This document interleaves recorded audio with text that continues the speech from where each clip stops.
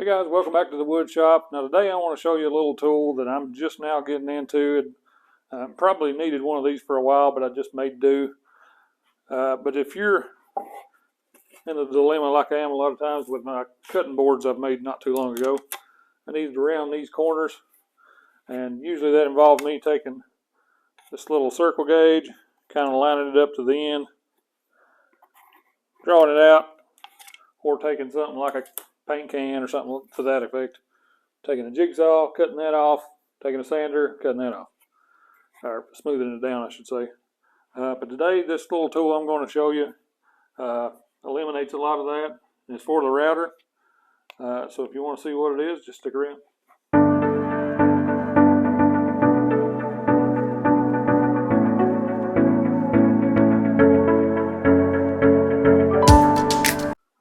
So, as I said before, if you want to go from a square edge to a round edge, this may be the thing you're looking for.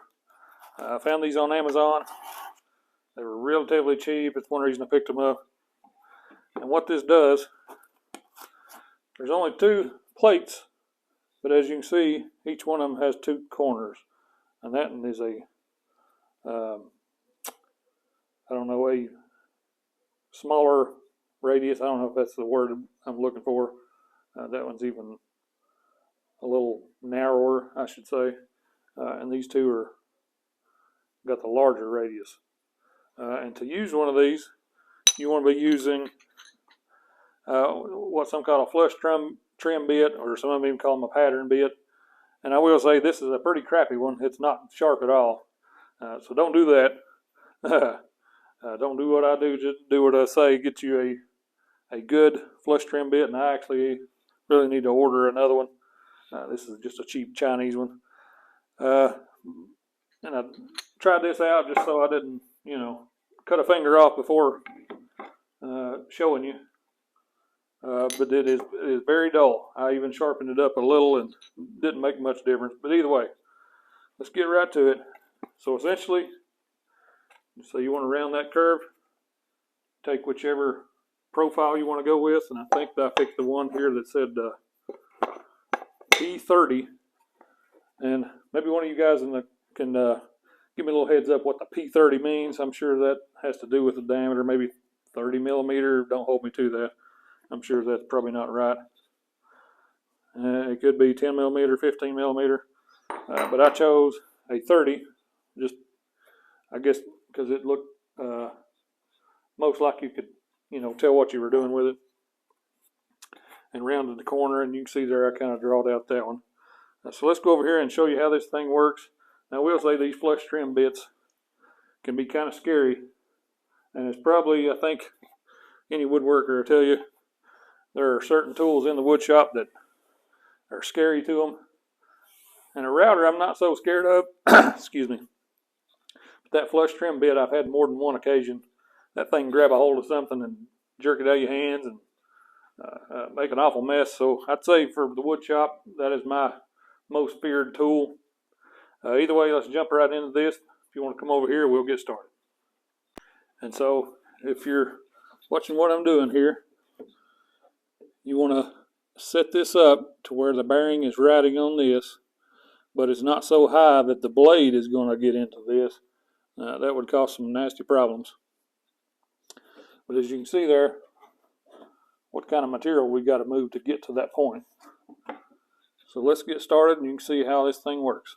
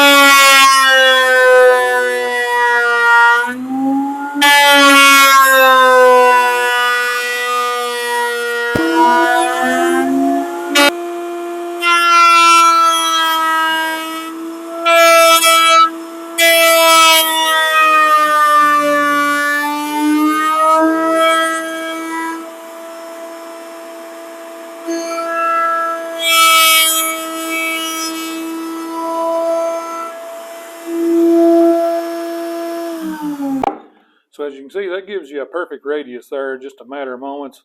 And as I said, this bit has had the leg, so it's definitely ready to be retired. That's why it took so long to cut through that, because that's not very hard wood. And as you can see, some burning, that lets you know it's not sharp.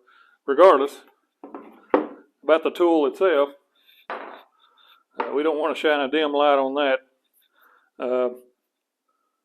But halfway through this bearing decides it's going to pop loose, so I had to adjust that back down. So we're good, and it actually kind of scarred that a little bit. It doesn't matter. The good thing about these is you can see these little tabs that stick up, and what that does, it allows it to line up right in that corner to where it's locked in place. It's not going anywhere, and you can take your finger and hold that in place. It's very secure, and I would recommend one word of caution too, and as far as how you feed your wood into that router bit.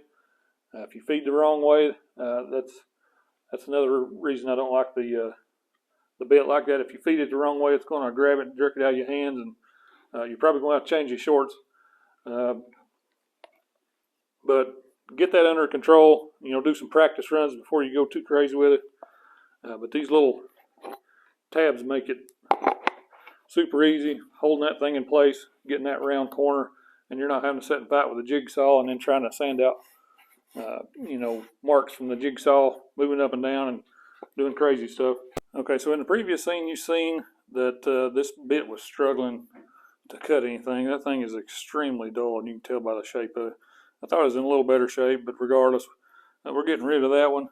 Of course, you don't tell it in the video, but it's been probably a week or so. I ordered a new set in. You can see here I've got one installed, and I think that's going to do all the trick. Now, it is just a cheap bit, but regardless, it's going to be sharp. And we're going to try this again, just show you how good this thing will work with a sharp bit.